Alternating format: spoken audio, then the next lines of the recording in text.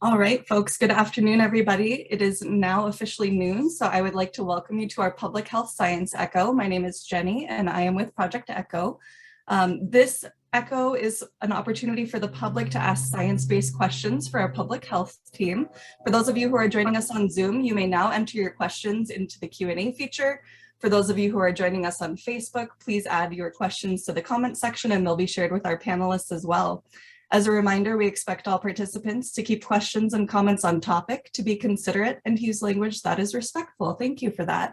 If your internet connection doesn't support audio, you can join us by phone by calling the phone number we're entering into the comment box or the chat box, along with the webinar ID.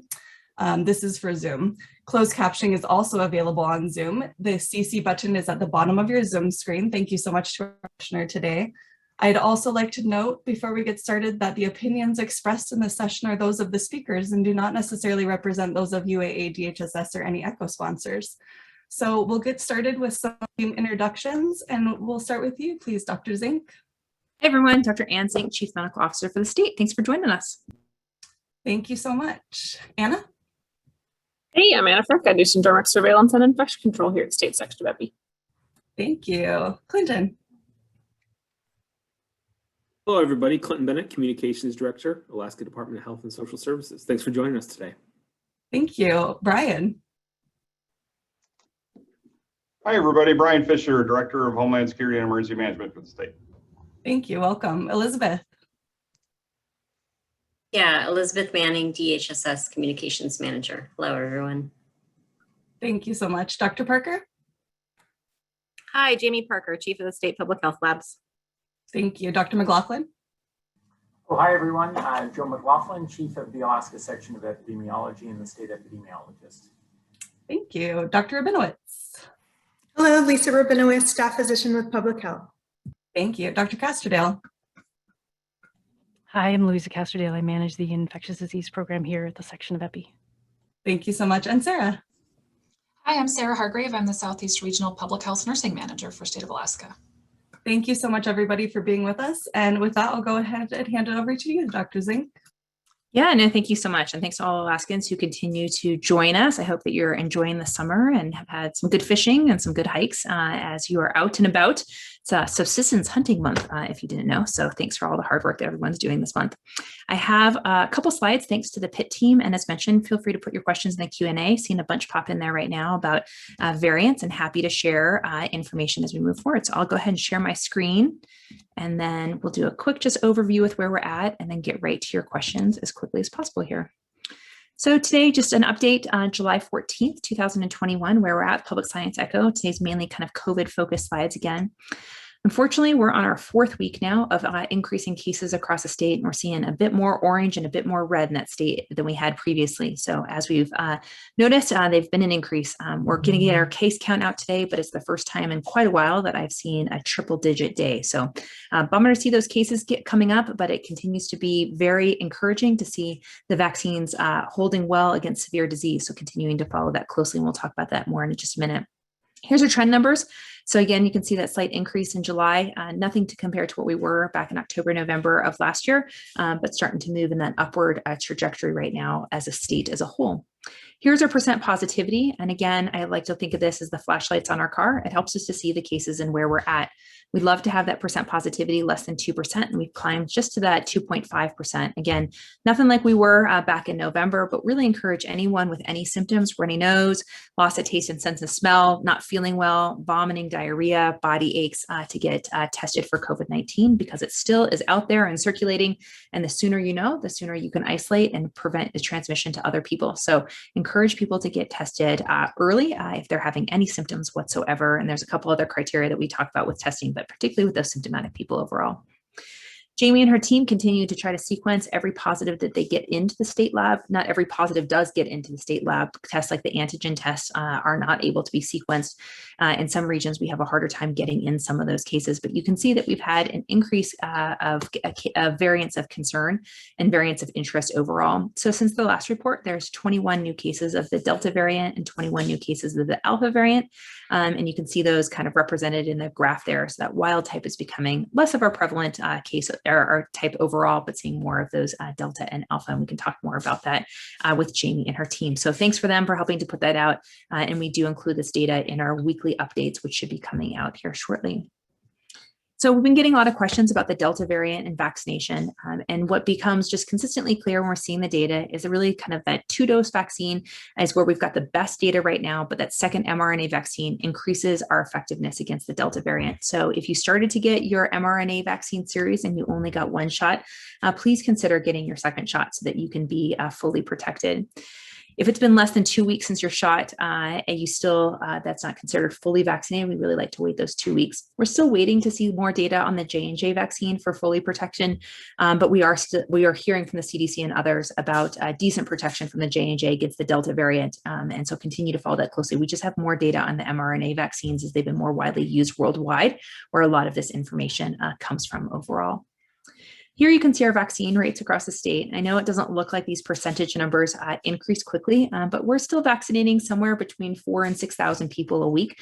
So we're still seeing a lot of Alaskans choose to get vaccinated across the state. We really want to make sure that Alaskans have transparent, timely information to make sure that they can make the choice to protect themselves, their loved ones, and their family. By far, the majority of our hospitalizations and deaths are in unvaccinated individuals. Just about 98 to 99% of all of our deaths are in unvaccinated individuals. And same with hospitalizations, 96, 97% of all of our hospitalizations are in unvaccinated individuals. So really encouraging people to consider protecting themselves, their family, and their community. Here you can see we've got 3 census areas where they've had over 80% have been fully vaccinated, at least one dose, or that 80 to 86%, Bristol Bay, Aleutian Chain East, Skagway, and the Nome census area. And overall, 56% of those 12 and above have received one dose in the state of Alaska, and welcome to continue to follow those along. We're doing a lot of listening sessions coming up, as well as some travel. The healthcare workers have put in tremendous time and effort over this past year, and wanting to make sure that we're thanking them for their work, and then also hearing from community members about COVID, what's working, what's not working, questions or concerns about vaccines. As we continue to learn from you all, we see this very much as a partnership. So some of the team will be in Fairbanks and then up to Utqiagvik on Friday to be hearing from Alaskans individually. And then we continue to support Sleeves Up for Summer and a lot of events around the state to be able to continue to offer vaccines across the state and answer your questions if you have any. If you are in Fairbanks tomorrow, Thursday evening, we will be at the Botanical Garden Pavilion to listen to your questions, hear your concerns, and we really want to hear from you what questions you might have about COVID-19 or the vaccines, or what was handled well, what wasn't. Again, this is a partnership between all Alaskans. And so Vernay from the Alaska Native Health Board, Heidi Hedberger, Director of Public Health, and myself will be there tomorrow evening to hear from you all. Continue to make sure that information is out for schools overall. There are new school guidance regarding vaccine. The CDC has guidance over reducing the risk of transmission in schools. There's also information on the Department of Education website about mental health and making sure we're thinking about the whole health of a child. And we do have testing guidance as a state. And we're working with all of the independent school boards across the state to make sure that they've got the resources that they need to be able to mitigate the spread of COVID and have in-person learning this fall. So lots of work happening in that space. If you are interested in getting vaccinated, remember you can just text Get Vax and find a location near you by entering your zip code, or call our call line at 907-646-3322. Happy to answer questions and to make sure that you can protect yourself and family, particularly as we're headed into the fall. So with that, let's turn it over to questions. All right, thank you, Dr. Zing. So we have a bunch of great questions so far. So let's start from the top. Okay, so our first question is, I had the J&J vaccine 3 months ago, and new data appears that it isn't quite as effective against the Delta variant compared to the Pfizer or Moderna vaccine. Would you recommend getting the Pfizer or Moderna vaccine in addition to the J&J vaccine to increase my efficacy against the Delta variant? Yeah, Joe, do you want to first take that one on? Or Lisa, Sure. I see you here too. Or go for it, Joe. Yeah, either way. So yeah, it's a good question. It's a question that's probably going to come up more and more. It's true that the vaccine efficacy with the Johnson & Johnson is not as high as it is with the Pfizer or the Moderna vaccine. That's been true for all the variants. At this point, CDC and the Advisory Committee on Immunization Practices are not recommending booster dose or getting a second series of the vaccine. But there could be some recommendations for booster dosing coming up this fall. So I'd say at this point, stand by to wait and see what ACIP recommends. I don't know, Lisa, if you have anything you'd like to add to that? No, nothing to add to that. All right, thank you. Okay, so our next question is, has there been any new data yet regarding the mRNA vaccines and their effectiveness in their clinical trial folks a year out? Yeah, another great one. I don't know, Lisa, you want to start with that one? Yeah, so they haven't officially released their data from a year out. We've had some press releases that 7 to 9 months out, efficacy was still looking very good. However, Pfizer has now begun talking about the need for boosters. We have not had the ability to see that data at this point. The ACIP is looking at some of that data, and the FDA and continuing to assess the need for boosters. At this point, as Dr. McLaughlin just said, they're not recommending boosters at this point. So yeah, anything else to add to that, Joe? The only other thing I'd add is this has become a really hot topic, particularly in people who have like a solid organ transplant and maybe immunocompromised for other reasons, and where a third booster may be indicated. There was some recent literature on that. And so I would recommend talking to your primary care provider if you are significantly immunocompromised or have a compromising health condition, because right now having some additional personal protective equipment, such as a good fitting face mask, may be appropriate while you're in public, particularly in an indoor setting, until we have more data on a third dose or additional dose of vaccine. So please consider talking to your primary if that is you. All right, great, thank you. So the next question is, what are the latest procedures for isolation and quarantine for a fully vaccinated person that tests positive for COVID-19? And what about if they're a fully vaccinated person that's a close contact to a positive case? Have the recommendations for a response changed? And would it matter if the person is face-to-face with tourists all day, for example, serving as a tour guide? That's a great question. Sarah, you lead all of the public health world in that space. You want to talk about that one? Sure. So if you are a close contact to someone during their infectious period and you are unvaccinated, you are asked to quarantine. There can be a couple of different scenarios about how long you need to quarantine. A test is definitely recommended at around day 6 or 7. If you are vaccinated and exposed to someone in their infectious period, you would not have to quarantine if you're fully vaccinated. And that means you've completed your series and it's been 2 weeks past the end of that last shot, whether that's the 1-dose J&J or the 2-dose series for Moderna and Pfizer. And then Jenny, can you repeat the other questions? Yes, so then it was, what if that person themselves tests positive after their vaccine? Yeah, so there is a chance of breakthrough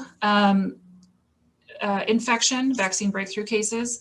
So the vaccines are not 100%. They are very effective and very safe and do prevent the vast majority of severe illness that we had seen before with COVID, but they're not 100%.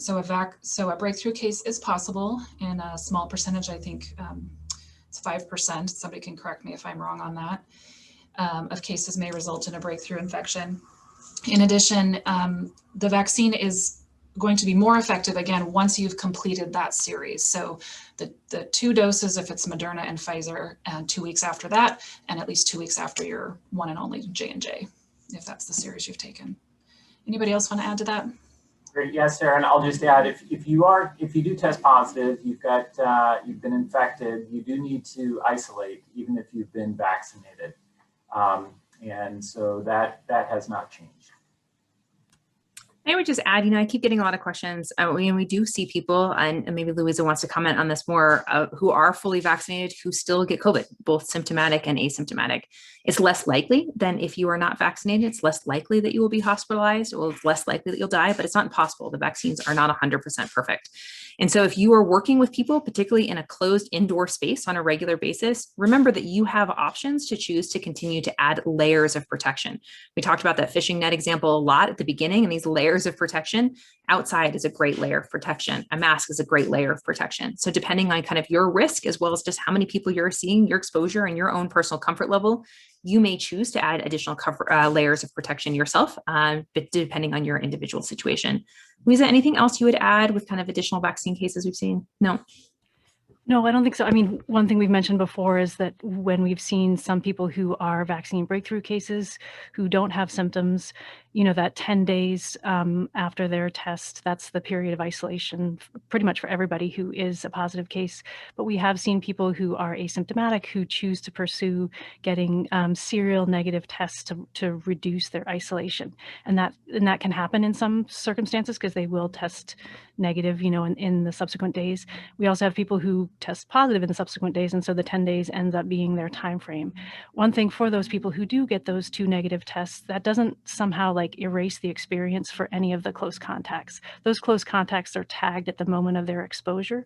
So even if that case goes on to have those negative tests, it's not like the contact's period of quarantine somehow changes. They're still, if they're unvaccinated, they still need to go through those full experience of quarantine. And then because it can get confusing very easily. So I would highly recommend anyone who has questions to contact your local public health center or your provider to kind of talk through your own case scenario and where you fall and where your contacts are, because it really depends on the time period and when you were exposed and whether you were exposed. I know we've had a lot of calls from people who think they were exposed, but when we really dive into the details, they weren't around a positive person in their infectious period necessarily. And so it can get quite confusing. So really going through those specifics is helpful with a public health nurse or your provider. Great, thank you, everybody. So the next question is about second doses. And you mentioned this during your presentation about how you're not fully vaccinated until 2 weeks after your second dose.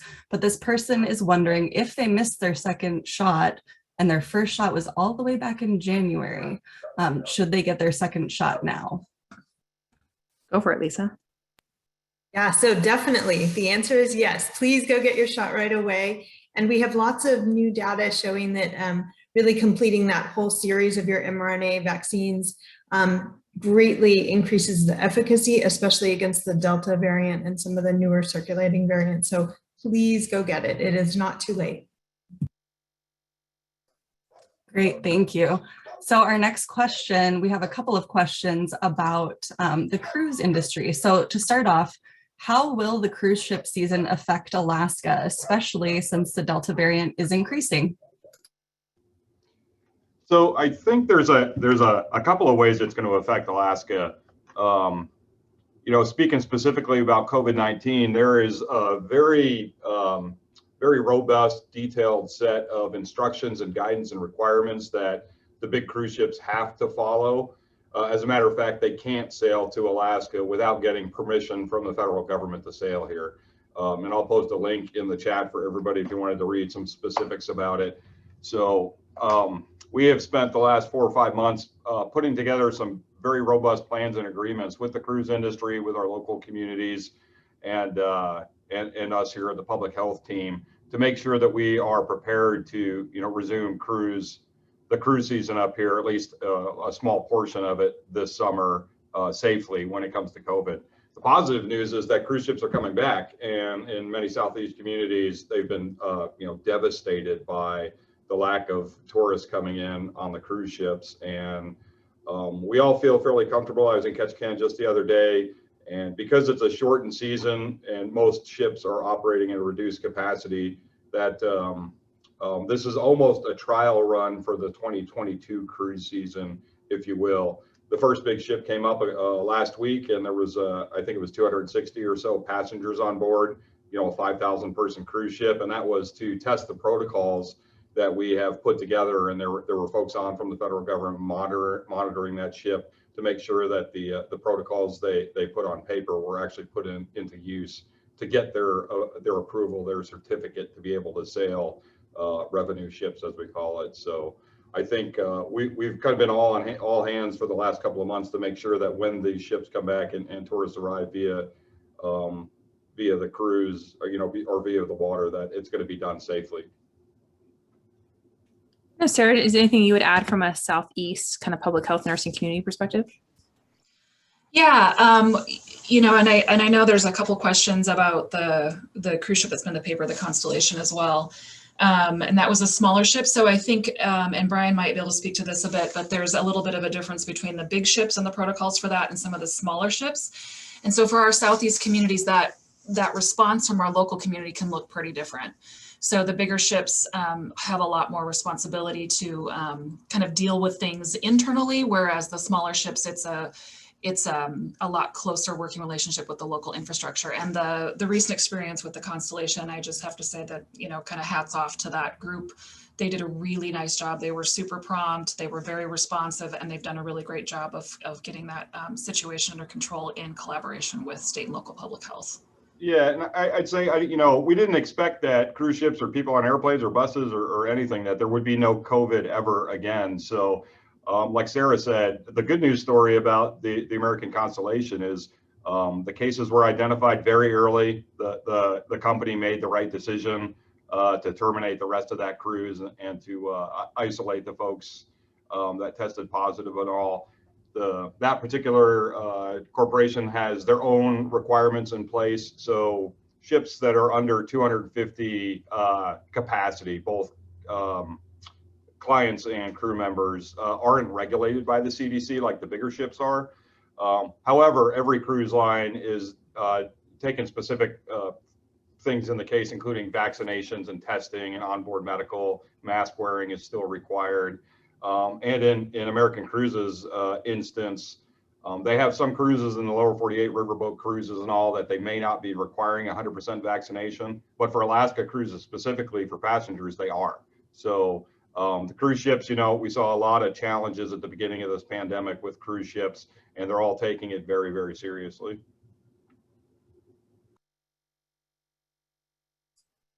All right, thanks for touching on both of those. So for our next question, I would like to ask, can we get an update on the total number of breakthrough cases in Alaska so far? And is this number still falling in the expected range based on how well we know the vaccines to work? Go for it, Louisa. Sure. Yeah, those numbers are in Jamie's vaccine breakthrough or genomics report. You can see the number that have been reported to them. So we're up around, I think we're near 700 at this point. I think, we've been mentioning that we're putting out a bulletin to summarize what those vaccine breakthrough cases look like. We did one earlier in the year that looked at 3 months of data, and now we're going to do one probably in the next week or so that has data that goes through June. And we're constantly updating that because we get more information about people who have been vaccinated, test results, things like that, and so can update that. I think it's hard to know what we expected. We know we're having a lot more people be vaccinated. So the pool of people who are unvaccinated is actually shrinking. And so the proportions of vaccine breakthrough cases might be changing as time goes on. And so sort of sifting through that information and helping people understand it is what we're hoping to do with the bulletin and kind of the subsequent surveillance for that going forward. So I don't know, Jamie, if you wanted to talk to some of that information as far as the sequencing work on those cases, sure. Or Joe or Anne? Sure, I can just talk about what's in the new genomics report that was just posted today. So it is available. I can throw the link in the chat. But let me see what page it's on. It's on page 5 is the vaccine breakthrough investigation tables. As Louisa mentioned, we've looked at 774 potential vaccine breakthroughs. We obviously can't get specimens for all of those patients, but we have received about half of those samples. About 2/3 of those are giving us good sequence data. Another third just come in with such low viral load and undetectable RNA that we're unable to sequence them. But all in all, we do see that the majority of the vaccine breakthroughs that we've investigated in May and June, the majority of those are variants of concern. And you'll see in this week's report, it's about an even split between the Delta and Alpha variants that we're seeing breaking through. I'll just mention, we also see breakthroughs of the wild type virus still. We still have wild type virus circulating in Alaska, and it's not just variants that pose problems because, like we've said a couple times here, the vaccines aren't 100% effective. And this is Joe. I can just add a couple other little insights that help people, because we're getting a lot of questions about vaccine breakthrough and how the different variants might impact vaccine breakthrough.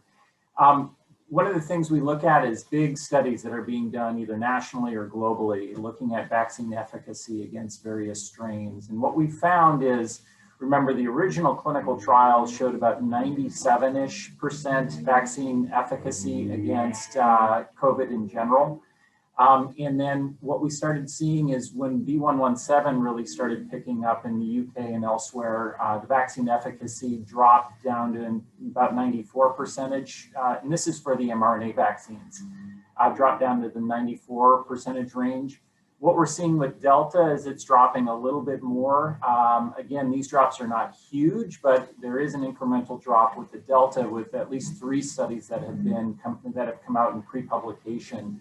One from the UK, one from Scotland, and one from Ontario, Canada. All 3 of those have shown vaccine efficacy in the 80, like 2 of them in the high 80s, like 88%, one right around 80%.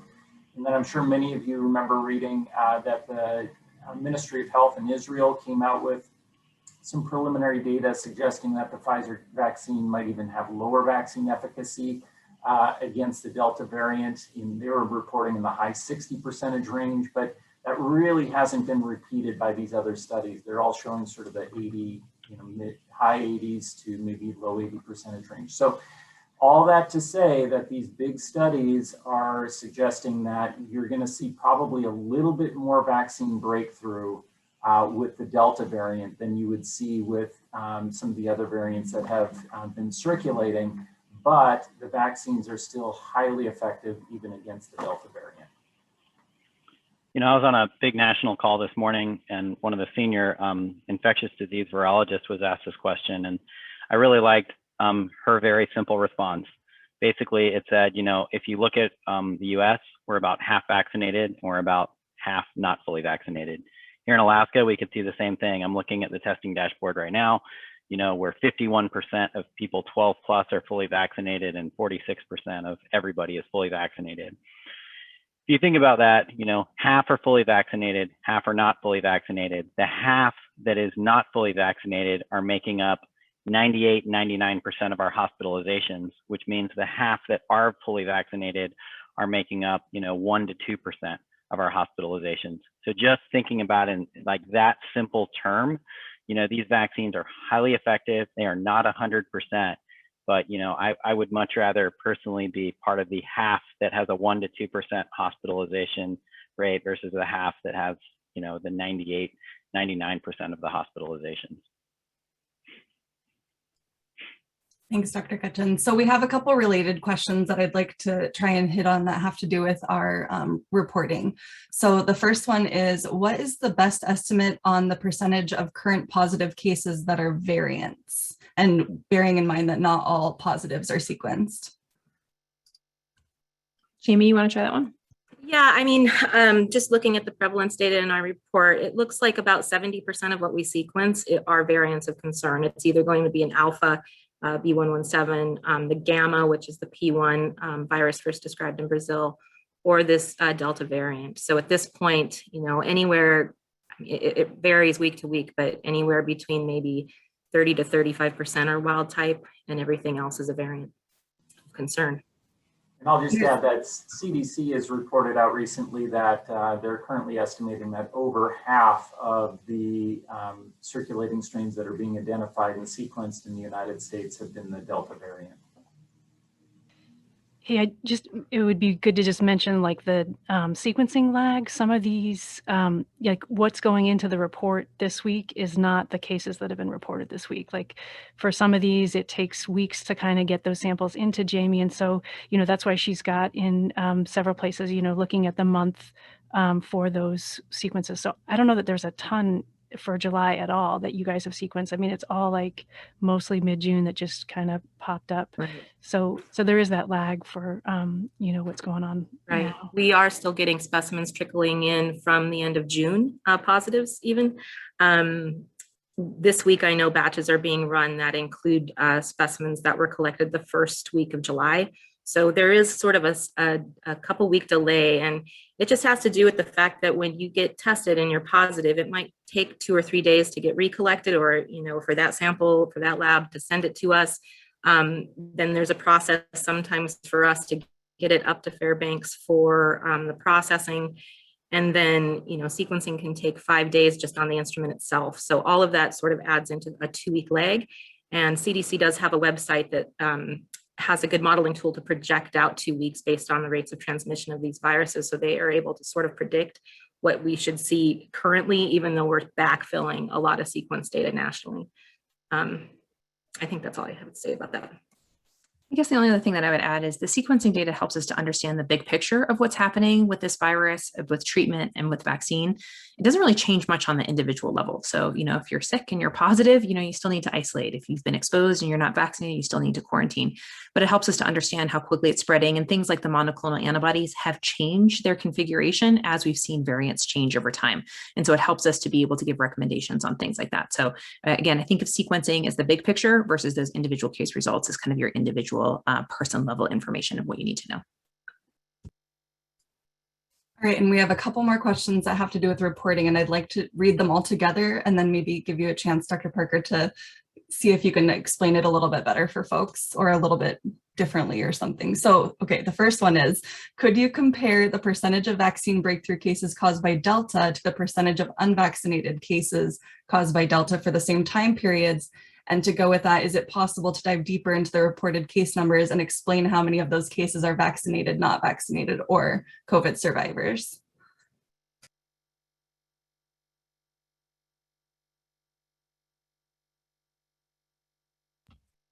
Jamie? Wow. So at the nation, are you not hearing me? Now we can. Sorry, you froze for a second. You looked very deep in thought. Yeah. Yeah, so at the lab, we don't really get that level of information to really compare. I think that's part of the work that happens at epidemiology once we discover a lineage and can link that back to a patient. And then there's additional work that goes into trying to get some of that information. I don't know, Louisa, would you have any idea of deltas in vaccinated versus unvaccinated people?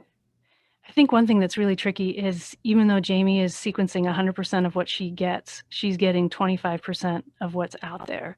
And so if we just look at the sequencing data and try and sort of make, proclamations about what's spreading throughout the state, we're in kind of a shaky position because we are just getting, just a sort of a small look at that with the sequencing data. I might have to write down some of those questions again, but I don't think we have that. We certainly don't have that on the fly for number of deltas in unvaccinated versus not vaccinated. Although I think you could probably do the math on that, because I think you've got like 7 or 8 deltas in the vaccine breakthroughs, and there's like, 40 some deltas altogether. So you could just do the math and know that those folks aren't vaccinated. And then what was the other question? It was about, not about deltas. What was the other math question? About explaining, like diving deeper into the case numbers and explaining how many are vaccinated versus unvaccinated versus COVID survivors. Well, the COVID survivors are all the cases minus the people who didn't survive. So that would be that number. But I guess one of the things that people have asked for, which is super tricky, is every day that the dashboard gets updated, we may or may not know instantly at that moment if somebody was a vaccine breakthrough, if somebody was a hospitalization, if somebody was a death. Many of those experiences happen later to a person. like, for example, like maybe the first time that you get tested is when you're being hospitalized. And so that's sort of very evident that it lines up at the same moment. But some people unfortunately get tested for COVID, are sort of somewhat sick with COVID, and then sort of decompensate and end up in the hospital like a week or so later. And so some of those requests for like proportion of cases each day that are hospitalized or vaccine breakthrough, it's just the timing doesn't work out to be able to give you that in real time. That's why we're sort of updating it as we get that information to be able to say, you know, these people actually were vaccinated outside of Alaska, and so only after interviewing them were we able to kind of get that information and then update that and provide that to you in sort of an aggregated format in the bulletin. So I guess that would sort of be my answer to that. I don't know. That kind of go in that direction. This is Joe, and maybe I'll add to that. I know people want Alaska-specific data, and we're trying to provide that data for you all. But really, for these types of questions, where you're really trying to understand what is the vaccine effectiveness against Delta, what proportion of cases are repeat cases in people who had prior infection that are due to Delta versus something else. It's way back. We have no reason to indicate or to believe that the epidemiology of COVID is significantly different in Alaska compared to the United States or Canada or really the rest of the world for that matter. And so it's really important to look at these larger studies to get a sense for, okay, what is the vaccine efficacy against Delta? Right now, it probably is, based on the studies that have been published, somewhere in the 80% range. 2 studies have showed about 88%. What proportion of repeat infections are due to Delta versus other strains? We don't have a good sense for that. CDC and others have not really opined on that. What I'm seeing is that it doesn't appear as though Delta is responsible for a disproportionate number of repeat infections compared to the proportion of Delta that's circulating in the United States, for example. So it doesn't appear as though Delta is causing more repeat infections substantially than other strains, but that could change. I mean, we might find new information that comes out, with big studies, next week on this. So I really encourage folks to, and we'll try and get you the Alaska numbers that you're looking for, but really kind of have to take a big picture, gestalt view of what's happening with respect to these big questions that I think a lot of people are curious about. The only other thing that I would add to it, and I'm just trying to pull up the article from Nature, and I'll post it in the chat box that I know some of us were looking at the other day. When I hear kind of COVID survivor, what I'm assuming the asker is asking people is who have previously had a COVID infection and how many of those are getting repeat COVID infection. So there was a good article from Nature that talks about higher rates of repeat infection, particularly with the Delta variant, with those who had previously had it based on antibody titers. So I'll put that. Coleman, I don't know if you've got that summary quick by, if you want to hit that while I put it in the chat box. Yeah, I put it in there. So I was actually going to mention that. So this one that was published in Nature wasn't a very large study, but it was scientifically done looking at immunity, on a level, like on a immunity level, not a clinical diagnosis level. And this one, I put it in chat, showed, for neutralizing antibody from patients who were naturally infected, 88% of individuals neutralized alpha variant and only 47% neutralized Delta. However, after vaccination, those previously infected, it jumped to 100%, looking at this small sample study, looking at immunology. Vaccinated individuals, it was 81 to 100% neutralized Delta. So, that this study did observe a diminished immune response in those previously infected when comparing alpha to Delta. And do either of you know, I guess I haven't seen any good epidemiologic studies that have indicated that that's panned out in the real world. And I guess I just haven't seen those studies. And maybe they're out there, I just haven't seen them. I agree with you, Joe. I haven't seen them. Again, this one is, was a purely, immunology one. It wasn't epidemiologic, but that's what the results were. And I did put it. It is peer reviewed. Encourage people to read that if they're interested. Yeah, no, I haven't seen anything either. And I think, one, this variant's fairly new. And then two, I think it's easy to look for why are cases going up, and Delta variant may be playing a role in that. But as previously mentioned, we have, almost 50% of people unvaccinated, and we have a lot of people mixing and not masking and hanging out in all sorts of different ways. If you've been to the airport recently, or a bar or any other place, you know what we're talking about. So all of those things also factor into COVID. So when we think about COVID spreading, we also have to think about how much COVID's out there and how many other non-pharmaceutical interventions are happening, as well as our vaccinated population. So all of those things play a role in how many cases we're seeing overall. Yeah, and I'll just add to that, that what we're seeing with the Delta variant is some evidence that suggests that it is much more transmissible than other strains. For example, when they've done comparisons looking at the B117 strain, it appears as though it might be upwards of 50% more transmissible than the B117 strain. And remember that B117 strain was found to be about 50% more transmissible than the original wild type strain. So, if you think of it in terms of the number of people that you'll infect, if you're infected, the more transmissible the virus, the more likely it is that you're going to infect more people if you come in contact with folks. And so one other concerning thing about the Delta that I just want folks to be aware of is there was a study that came out of Scotland recently that indicated that the Delta variant was associated with higher hospitalization rates. And in that particular study, they showed about an 85% increase in hospitalization rates compared to the B117 or the Alpha strain. All right, thanks, folks. So Hub Team, I'm going back up to the top in case you didn't see my message. So my next question is, are there any study results yet on whether vaccinated people can transmit COVID-19 to others? Yeah, Lisa?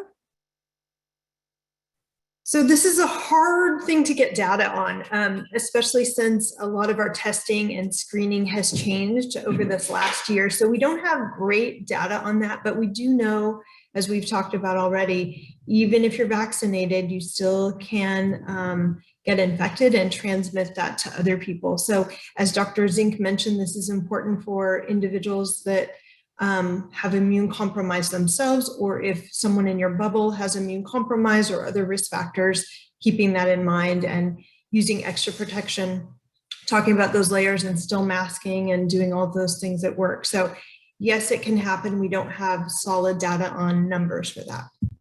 There is some data available though, and you can check out some studies on that here in the science brief where it talks about the vaccination status. So here's the paragraph in question.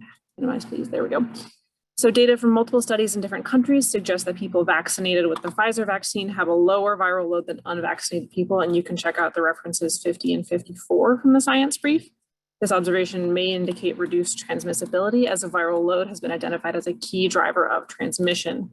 And they found that to be also true in some households. So I'll put this link in the chat. Thank you.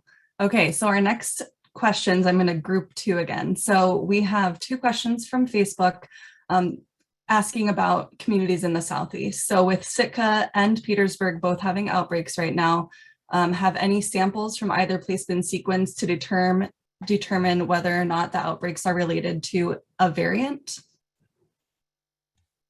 Jamie? So it's hard to drill down into specific towns or cities, but what I can say is we've got 5 Delta variants in 2 places, I believe, in Southeast at this point.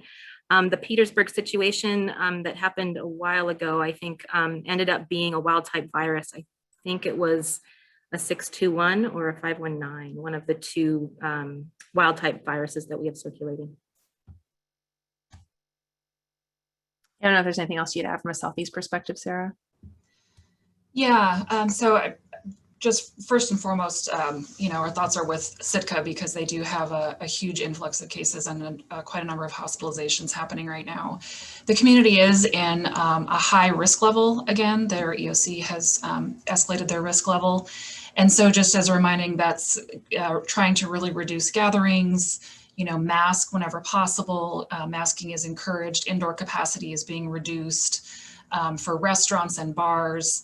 So, back to the point we made earlier that, regardless of whether it's a variant or not, COVID still spreads the same way. And so if we're social distancing and adding masks and considering the spaces in which we're gathering and with whom and making sure we get vaccinated, those all contribute to reducing the risk of both acquiring the disease and the disease spreading in the community.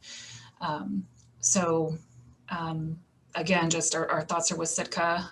They've got quite a surge going on right now, and hang in there. We'll get through it. Thanks, folks. Okay, our next question is there any link between Pfizer or Moderna vaccines and Guillain-Barré syndrome? Yeah, Lisa, you want to take that one on? Yeah, so this is a great question. And as most of you are aware, the FDA did review all that data and did find 100 cases out of about 12.8 million doses of the J&J vaccination was associated with Guillain-Barré. They still haven't developed a causal link, but there's enough of an association that they did put out a warning. It's important to note that there was not an association with any of our mRNA vaccines that they saw in the data. So that includes both Pfizer and Moderna. So good question. And then maybe I'll just add for those, Guillain-Barré syndrome can be associated with viruses. And so numerous viruses can cause Guillain-Barré syndrome and other vaccines as well. So this is something we're always on the lookout associated with vaccines and viruses. All right, thank you. So we have kind of, Jenny, sorry, go ahead. Lisa, I wonder if you could comment on, do we have data on Guillain-Barré associated with COVID infection and what the rates look like if you get infected with COVID versus the J&J vaccine? Yeah, so I've been looking at this a lot over the last few days once this data came out, and the rates are all over the place. So probably one of our largest studies is from Europe, and it was, looking at COVID infection, looked to be 0.04% up to 2% in some of their long COVID clinics. So it's unclear if some of these neurologic things that we've been seeing in infected individuals is actually somewhat on this spectrum. But again, we don't have great data, but rates kind of vary all over the place. We do know that, in the US every year, there's about 3,000 to 6,000 cases in the US of Guillain-Barré. And again, as Dr. Zing mentioned, it's usually from a preceding virus or in very rare cases after vaccination. Yeah. So the short answer then would be, or in summary, the risk of Guillain-Barré after infection appears to be much higher than it would be after getting a vaccine. Yeah, that's correct. Exactly. I'll add the way that we grade, frequency of adverse events from all drugs. So a very rare side effect is considered something that occurs less than 1 in 100,000. And when we talk about, the possible association with Guillain-Barré, when we talk about myocarditis, when we talk about, the clotting events, all of those are less frequent, are considered very rare adverse events. And just want to remind everyone, how safe these vaccines are, which is the least frequent of all the adverse event grading categories that we have listed. I guess I might just add one other thing, from a population standpoint, we're just talking about the safety and efficacy of these vaccines, to the individual person who gets Guillain-Barré or gets some complication. I mean, it can be really devastating and can have really big impacts in their life. And I think we all wish that COVID-19 wasn't here. SARS-CoV-2 was not a virus that we had to deal with. But the reality is it's here, and we have to make a decision on a daily basis on what we're going to do to keep ourselves, our community, our families safe and healthy. And we use the best tools that we have. And right now, the best tools that we have from a population standpoint, when looking at the virus versus looking at the vaccine, suggests that you're much less likely to get ill, to be hospitalized, and to die if you get vaccinated than if you get the virus. But as you can see, we still have virus circulating. So those who are choosing not to get vaccinated are choosing to be exposed to that virus. And with that comes risk. That does not mean that these vaccines are 100% perfect or 100% safe. There are complications that can happen. Our job is to be transparent, timely, and provide Alaskans with that information. but it's pretty overwhelming when you look at the population as a whole and the data on the risk of COVID-19, long COVID, all the associated symptoms with it, compared to the risk of this vaccine. For me, my family, and to recommend to Alaskans, it was an easy choice looking at the overwhelming body of evidence in that direction. Okay, to kind of piggyback on what you were just talking about, Dr. Zink, we have questions like this all the time, so I think it kind of bears repeating. This person says that there is a vaccinated employee at their workplace who's afraid to come into the office because their children are unvaccinated, and they're afraid that unvaccinated coworkers might bring the disease to the office, and then they would take it home to their unvaccinated kids. So what are our thoughts about the risks here? Yeah, so we talked about it just a little bit earlier, the fact that, you can still get COVID, although it's less likely if you're vaccinated. So first of all, you being vaccinated is the best protection you can have for your children. So nice job there. Second of all, there are additional layers that you can add, such as masking, outside, distancing, those sorts of things, particularly if you're living with someone who's immunocompromised and or can't be vaccinated yet, like children. And so there are additional recommendations that you can consider at that point. So for, my kiddos before they were vaccinated, I was wearing a mask going in and out. And when I see cases going up, it prompts me to put my mask on when I go to the grocery store because I really just don't want to deal with it. And so we have these choices and options to be able to go forward. People's work environment's very different. And so there may be reasons to be in person. There may be reasons to not be in person. And so that's really kind of specific to your work environment. But I don't know, Anna, anyone else? Would you guys add anything else to that? There's lots of things to consider, and there are lots of ages of children, and the age and risk of COVID in children varies a lot by age. There are lots of household compositions that can include people who are at risk for other reasons, not just kids. And so if a person has reason to be concerned about members of their household and they think that the safest thing to do is to practice social distancing by staying home, that's a reasonable choice for them to make. But as Dr. Zink mentioned, there are lots of things that person can do to reduce their risk if they need to come in sometimes. So, we all practiced a lot of this stuff, right? We did staggered shifts, we rotated, and we created distance in our office spaces. We increased ventilation in our offices. So there are lots of different strategies that both the worker and the employer could think about to manage the situation in a way that feels safe and appropriate for everyone.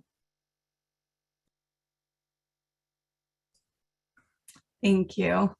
All right, so our next question is, a local friend posted on social media that the CDC has reported 26 deaths in Alaska from the COVID vaccine based on the vaccine self-reporting data. Is there any basis to these claims, and how does this kind of information or misinformation spread? It doesn't look like we have Pollyanna on here. Kelsey, you want to do that one? Sure. I wish we had Pollyanna. She is our resident expert on this.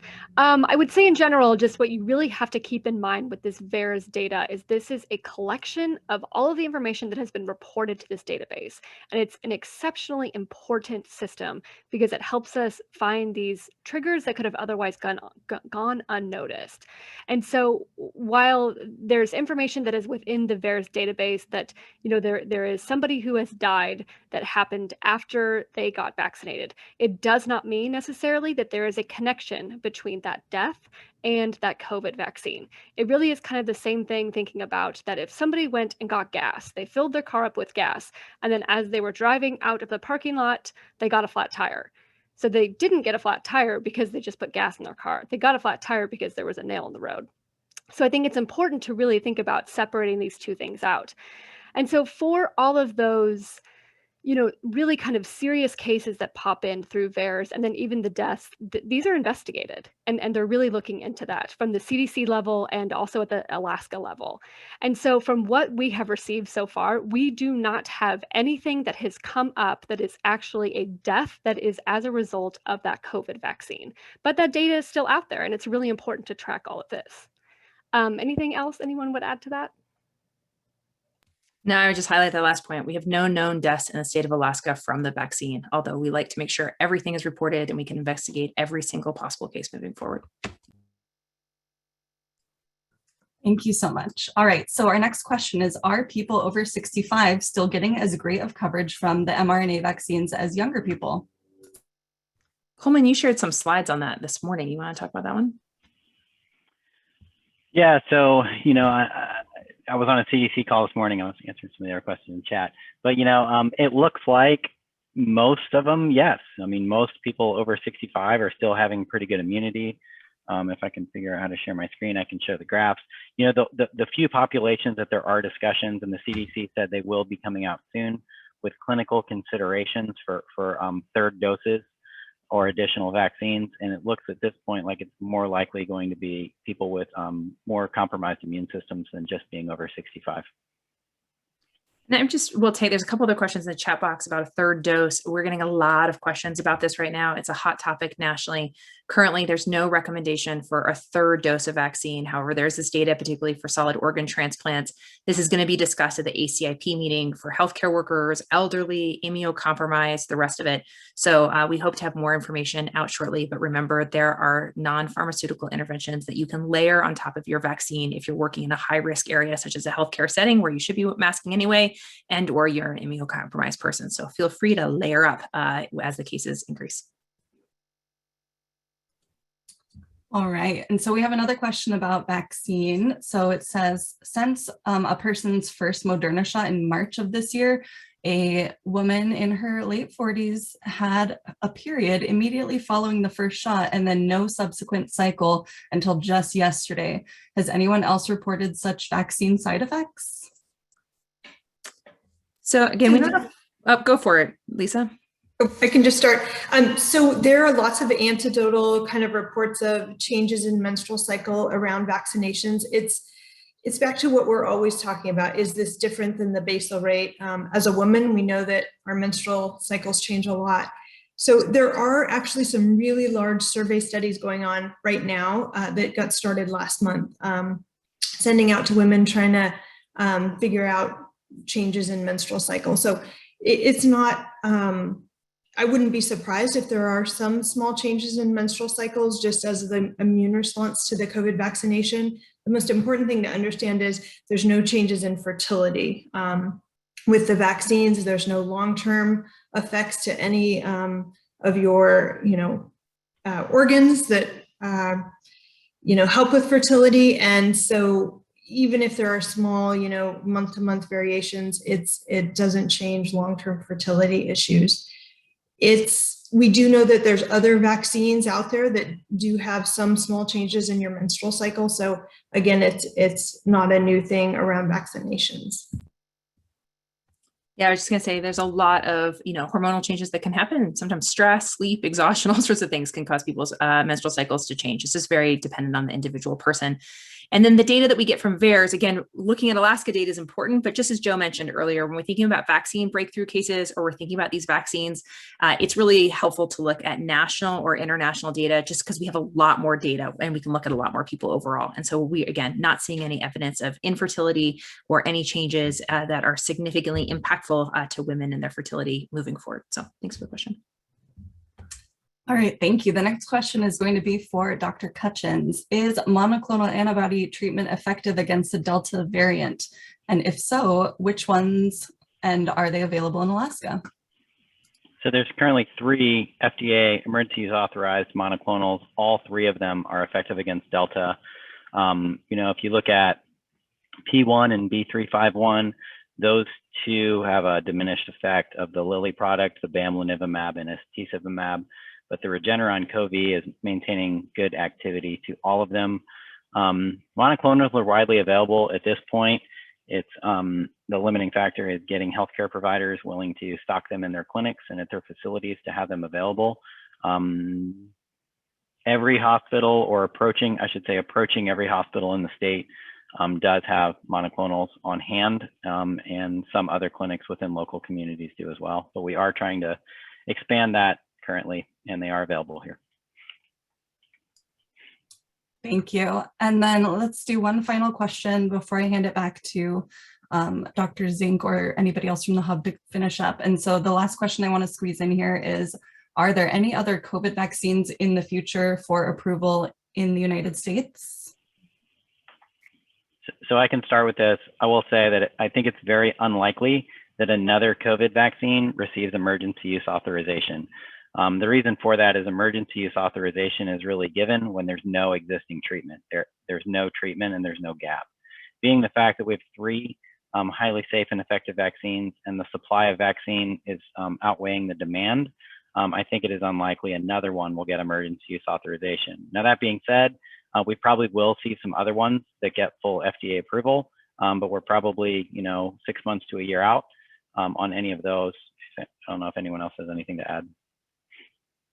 I'd agree with Coleman. I think that a couple other updates, the Pfizer and Moderna vaccine are currently in the process of giving their information and having reviewed for full authorization. But remember that these are authorized vaccines under this emergency use. So sometimes we get questions about that. Hoping to see that shortly. And then there has been data submitted about children, and we'll continue to follow that closely. And as soon as we have additional data, we'll continue to share that state, but we don't have any big updates yet. And just to be even clearer from what Dr. Zing just said, these vaccines have all gone through the same checkpoints. And if they were not studying them currently in children, they would have full approval. Full approval is really a stamp that all of the trials are done. And where they're still doing ongoing trials in some of our younger populations is really the reason why they're not fully FDA approved now. Thank you for clarifying. All right, any final thoughts from our hub team before we wrap it up? Thanks for coming. Thanks for answering questions and asking questions. I know we didn't get to all of them. We're trying to put some in the chat box. So take a look there if your question didn't get answered. Come back next week and we'll continue to answer them as quick as we can. Thanks for being here. Yeah, so again, thank you everybody for being here. And like Dr. Zing said, we will be here next week. The next session in this series is on Wednesday, July 21st from noon to 1. And remember, you can visit the shared box folder to access videos and resources from this and other echoes in our public health series. And with that, thank you very much. And we look forward to seeing you again soon. Thanks, everyone.